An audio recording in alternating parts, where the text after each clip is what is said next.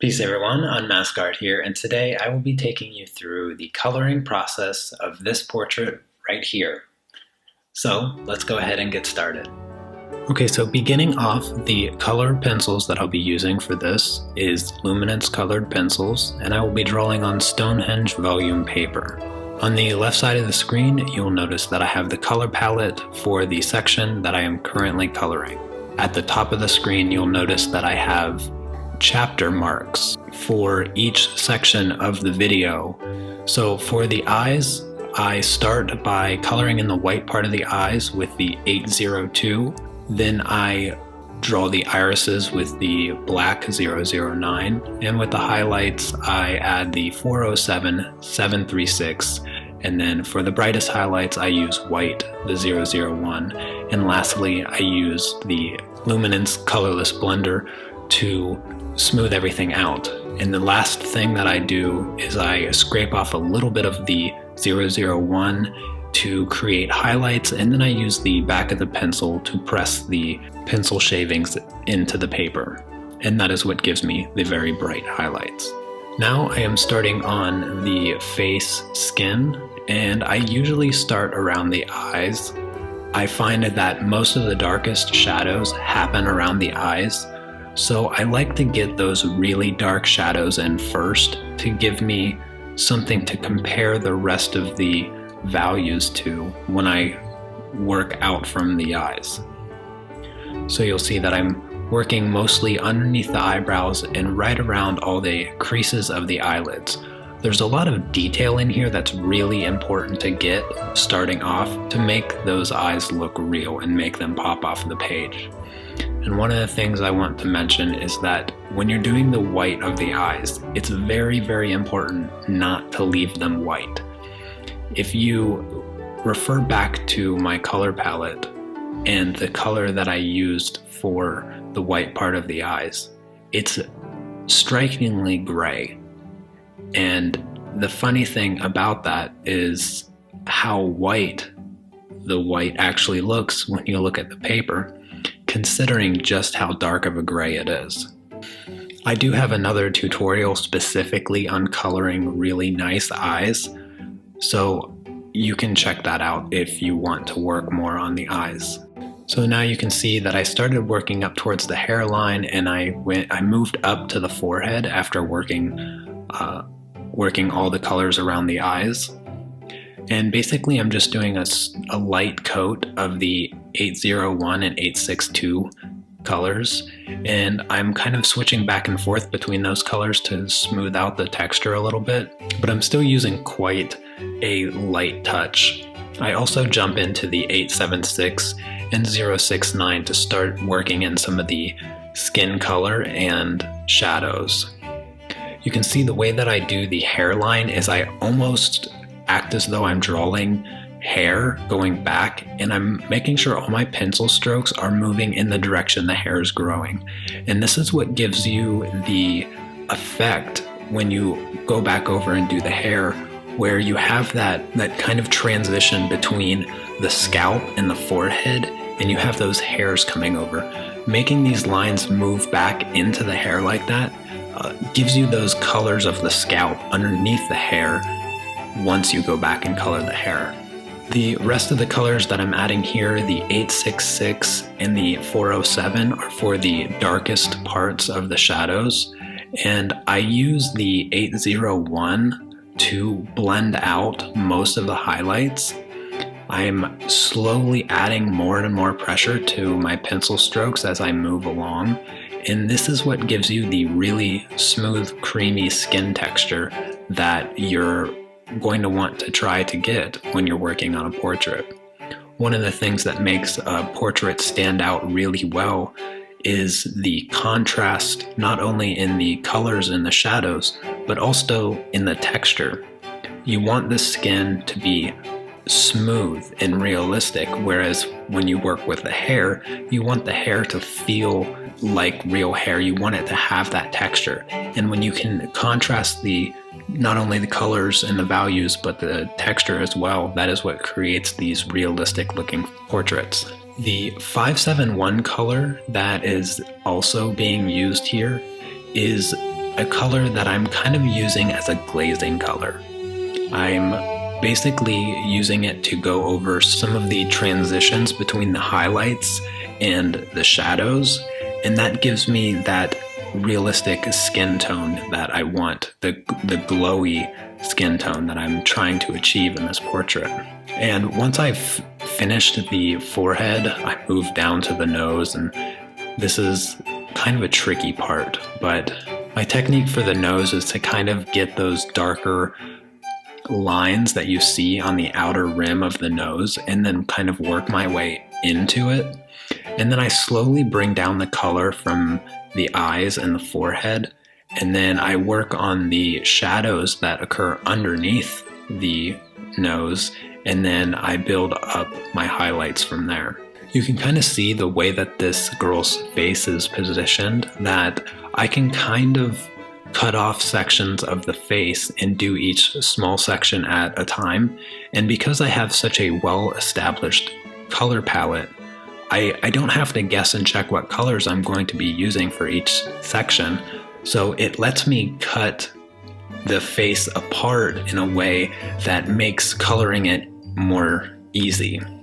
And you can see I'm doing the left side of her face, the more shaded side of her face, and it really helps cutting it up into these pieces to help completing the piece all together. Now, the hardest part of this portrait was definitely this right side of her face, because there was so much texture and there was so much contour that I had to try to establish. And the way that I did it is I used some of my mid-range tones in my color palette, the 876 and the 069, and I kind of established where those contours were, and I slowly built up layers over layers. I was using a light hand the entire time in the beginning, and you can see there's a lot of pencil grain, and what I'm doing is I'm layering my colors over top of each other slowly and filling in that grain while simultaneously blending my colors together smoothly. I also go through a little bit with the 571 color to make sure I have that rich red tones, those rich red undertones that you want to have in the skin to bring it to life. Too often people use blacks and whites and desaturated browns in their face and their skin tones, and that's what gives it that dead look. When you're looking to liven up your skin and bring it to life, you need to bring in the pinks and the reds and the bright oranges and even sometimes yellow, depending on the light source. So you can see this part of the face took the longest of all parts of the face. And it's not only because the size in the portion of this face is so much larger than the other portions, it's because there's so much contouring here. You have the chin and the way underneath the lip moves and the crease of the mouth, along with the crease of the cheek beside the nose, and then also the cheekbones themselves. The crease that runs from the nose down to the side of the mouth, you don't want to emphasize that so much that makes your portrait look old. This was a fairly young woman in this portrait, and if I were to emphasize that crease too much, it would age her. Similarly, with the creases around the eyes, these things have to be there in order to make the portrait look real, but they have to be delicate enough to maintain the age of the person that you're drawing. It takes a lot of patience to work on a portrait, and there's no reason not to use all of these techniques to help make this process easier. And the one thing that I emphasize over and over again isn't a well-established color palette. I think only a few times working in this portrait I may have reached for a color other than what is on my color palette. However, 99% of the time I was using colors strictly from my color palette, and it was because I established it so well beforehand. Another thing that you'll see me doing is occasionally I'll come by with a brush, and that's because you should never touch your artwork with your hand. You should try to get out of the habit of brushing off your pencil crumbs with your hand. I always have a brush sitting next to me, and I never actually touch my artwork. The oils in your hands can just mess everything up, so always use a brush. Now I've finally moved on from the face and I'm working here on the neck. The shadow here is much, much darker than anywhere else on the portrait, and so I decided to start with the shadows. And I started using my 866 and my 407 pencil, and then I go over top of it with my 069 and 876 pencil. The 407 and the 866 color are kind of the desaturated browns that I was talking about. And you can see right here that when I'm going back over it with the 077, it adds that rich orange kind of red mixture that brings the shadows to life. And again, I'm slowly layering all of these colors on top of each other until the consistency is smooth and well blended. One of the other things that I want to mention about coloring skin is that a technique that I often use, and you'll see me use later on in this portrait, is that I use a lot of blending with paint thinner. And that's actually something I avoid completely when I'm doing skin. And the reason is because even though the technique of blending with paint thinner or odorless mineral spirits is very effective in smoothing out the texture of colored pencil, you lose quite a bit of control with that technique. And that control is something that you have to maintain when you're doing something as delicate as skin. So if you are determined to use paint thinner on your skin colors, be sure that you dry your brush off really, really well. You don't want to overdo it with the paint thinner because you'll get brush strokes and you'll get bleeding and you'll get kind of a muddy texture and color in some of the spots. And it's kind of unavoidable with the paint thinner. So that's why I don't do it. I always burnish my skin tones, and that's how I get the glossy, smooth look. At the very most, when I've finally finished this skin tone, if there's a few spots that have the little pinholes in it that you see the paper where the pigment just hasn't filled up, I might take the tiniest bit of paint thinner, dry my brush off completely with a paper towel, and then lightly brush it until the pigment falls into those little pinholes. But other than that, I won't use paint thinner on my skin tones. Another reason not to use paint thinner is also because it desaturates your pigments. Okay, so now I am moving on to the lips of this portrait. The first thing that I start with is the black line that is the crease of the mouth. And then I am using my pinks and reds to just shade the lips the way that I see in my reference photo. And the way that I go about this is you have those natural creases and lines that you see on lips. So I draw all of my lines in the direction that those creases would occur on the lips. Even if it's a dark shadow, I always try to maintain my pencil strokes in the direction of those creases, even if you really wouldn't see them. The other thing that I'm doing is I'm kind of using a glazing technique here. I kind of build my values and then I take my 065, the really bright red, and I lay it right over top of it to create the brightness instead of trying to create the brightness all at once. I am also using a dark 407 pencil to do some of the darker shadows on the lips. I'm also using the Luminance colorless blender here also to burnish the colors into the paper. Now I'm moving on to the shirt, and I would have to say that the shirt was surprisingly the most difficult part of this portrait. And the reason is that the shirt colors were so similar to the skin. And while I was coloring it, it was so difficult to get the shirt to stand off the portrait in a way that it didn't just look like wrinkly skin. And so I do add a few colors, not on the color palette, to the shirt. I use some light purples and a little bit of pink, a little bit of bright pink, just to kind of change the tone of the shirt to bring it up off the flesh a little bit. But other than that, my pencil strokes here are basically the same. I'm using a light hand and I'm just establishing the texture and the value of the shirt based on the reference photo. And when I began working on this, I broke it up into sections. As you can see, I did the sleeve first, and then I started working on the back.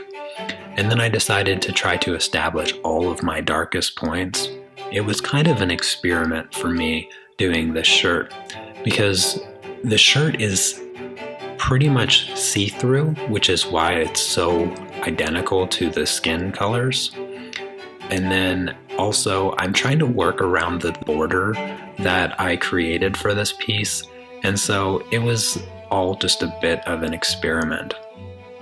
I was trying to get all the colors down, and so I used the 862 pencil to kind of get the base tone, and then what I decided is that I'm going to pull the highlights back out by going over it with the 801, and I think I even used a little bit of the white 001 pencil.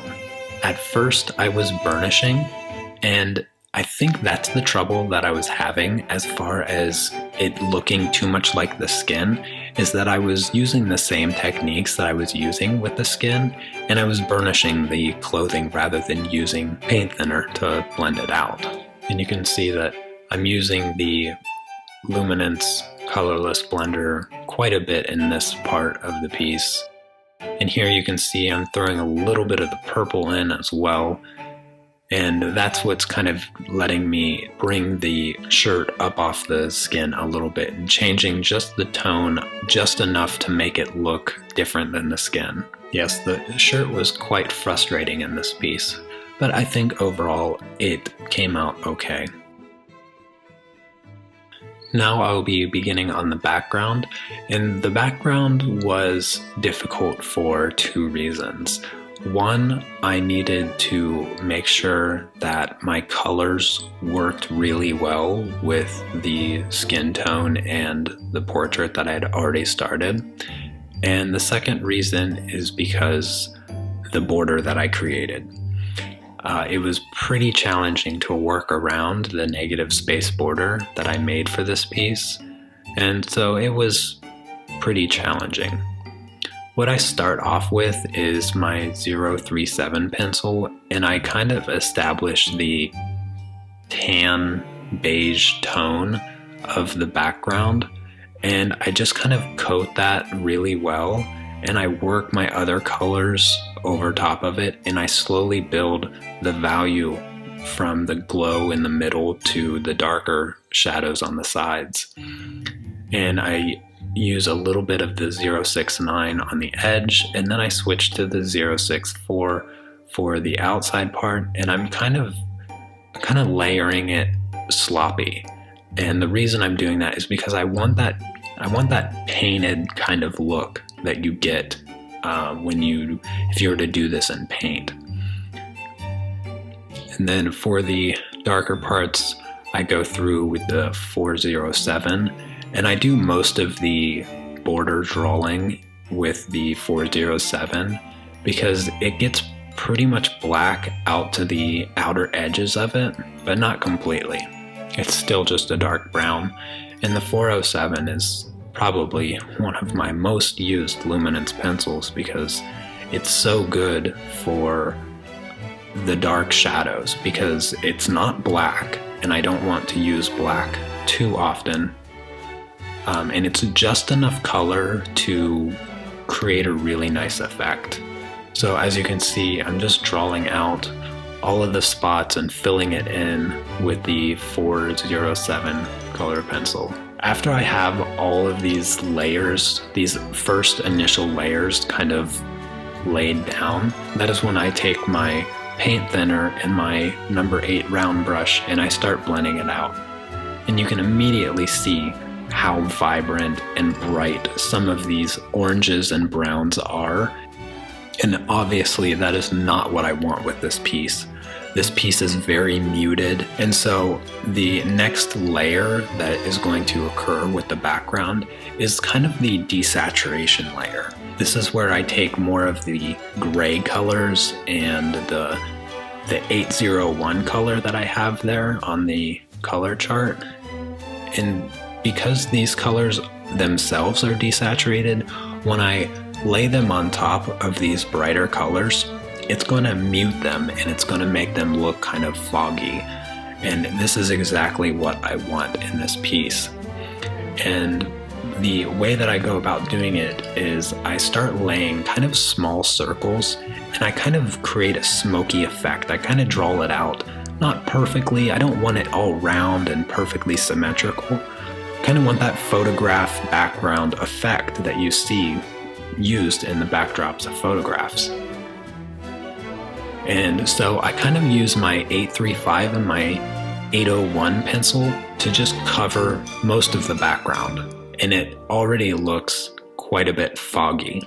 Now I want to use some of my darker colors, my darker desaturated browns like the 407 and the 069, and I kind of like creep in a little bit on the center part, and it helps create that kind of offset, and it blends out really well after I use the paint thinner. And also, this is when I incorporate the black pencil, the 009, because black is such a desaturated color. I use that to desaturate my shadows.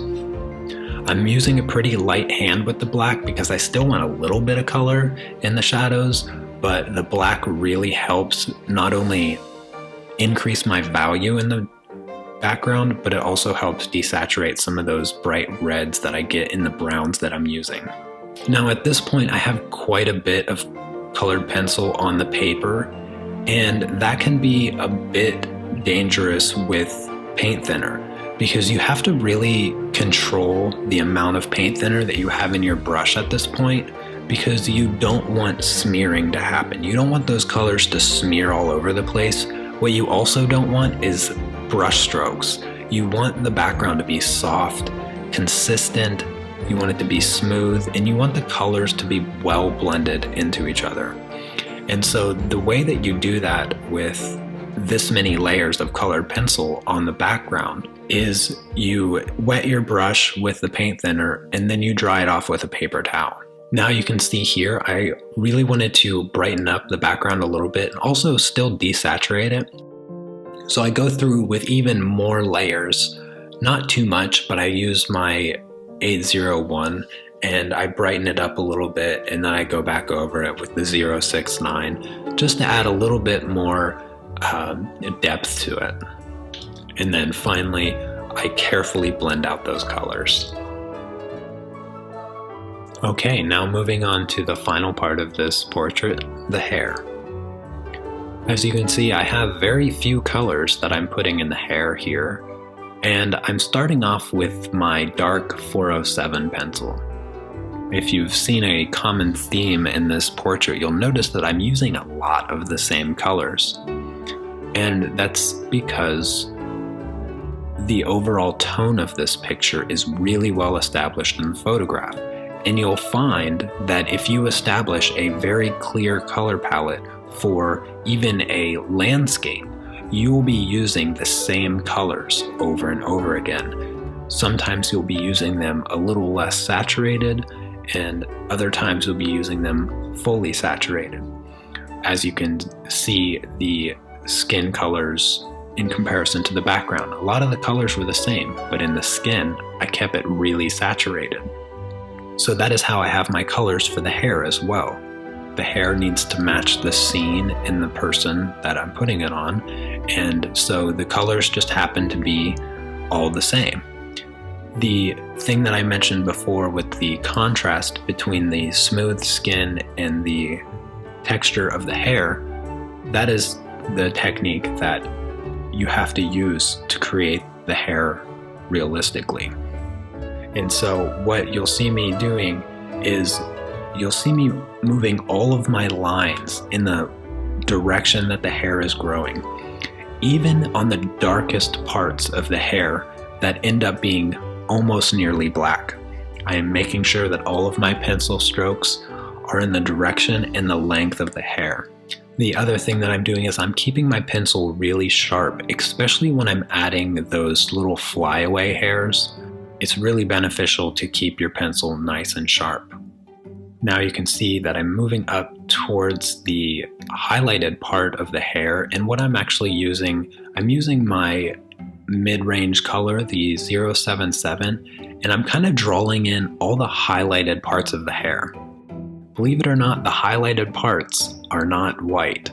They are quite dark, and the only thing that makes them look bright is the darker colors that surround them. So you can see I've kind of drawn in all of the highlights of the hair. And the next thing I do is I go back to my 407 pencil and I start drawing around those highlights, creating the shadows underneath of them. This is kind of a tedious part of the hair, drawing all the lines that go around the highlights, and I'm avoiding the highlighted parts to the best of my ability. It's really important to keep your pencil sharp. And it's also really important to make sure that you keep the lines in the same direction, going all the way back. On the back side of the head, you can see that I kind of just drew it in because it's so dark back there. I wanted to establish where the hair ended really, really strongly, and that pulls it off of the background. But you can see what I'm doing now is I'm just filling in the rest of the head with the 407 color. And I'm putting quite a bit of pressure on the pencil because there's a lot of dark brown in her hair. And so I want to just kind of cover up all the white while avoiding the highlights. I want to make sure that I keep the highlights as bright as I can before moving on to them. I continue to just put down the colors, avoiding the highlights. You can see that I draw around the highlights where they're at, and I just fill in the rest of the white parts with the 407 pencil. Once I do that, I draw a few of the flyaways that occur on the back of the head, and then I take my paint thinner and I blend out all these colors. When you blend out using the paint thinner, you're going to lose some of the texture, you're going to lose some of the details, everything is going to be blended a little bit together, and it's going to make all the details much more soft. You don't want to finish by blending out with paint thinner. You want to just use it when you're working on your base layers. That way you can build texture over top with your colored pencils. So after I blend out all of the colors I had laid down, this is where the real important work comes in. This is where my lines are more exact, my pencil is even more sharper, and I'm making sure that all of my lines are in the right direction.